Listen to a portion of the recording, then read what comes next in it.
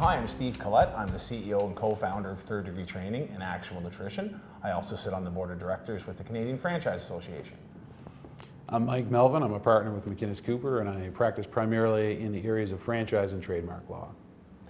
As an early stage franchisor, the importance of having a properly drafted disclosure document, we're not aware of it. We hear it until you speak with an experienced franchise lawyer of the harm that can be done to your brand and the protection if you don't have it done properly.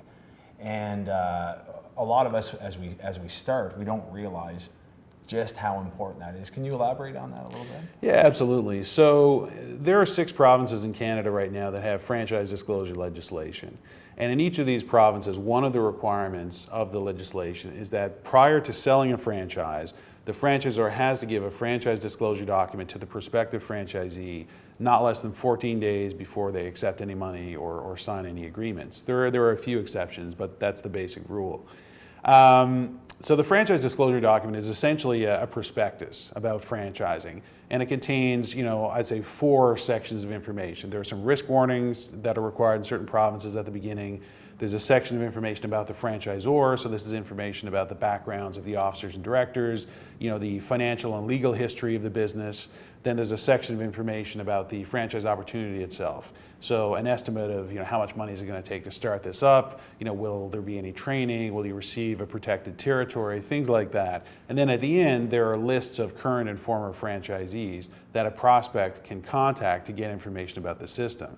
What makes it tricky preparing these disclosure documents is that it's not as simple as just following the list of information from the regulations under the various franchises acts. The case law and the way judges have interpreted these acts has a big influence on what has to go into these documents. In addition to the things that are specifically listed in the regulations, there's a requirement to disclose all material facts. And that's a bit of a moving target. So this is really why you need to work with someone who's well versed in the case law, who really knows where the law stands right now, to make sure that you don't overlook some non-obvious information that has to be in there. Because of course the ramifications of not doing disclosure properly are pretty severe.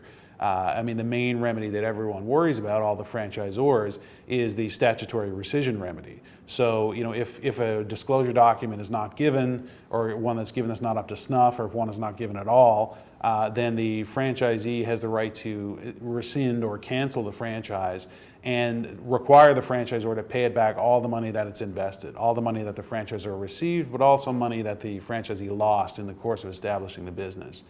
And this, depending on the facts, can be available to the franchisee for up to 2 years after they sign their franchise agreement. In the case of a situation where a franchise agreement, or franchise disclosure document rather, was not given, or it was given but it was so materially deficient that legally it can't be considered a disclosure document. So very severe potential remedies, and in the case of an early stage franchisor, a solid rescission claim is enough to potentially bankrupt the business. It's not hard to get up into $200,000, $300,000, $400,000, $500,000 in damages potentially. It depends on the investment involved, but it's potentially a very, very significant risk for the franchisor, and it's definitely something I spend a lot of time advising my clients about. Certainly do. I feel well protected myself. The disclosure document, it's nothing to mess around with.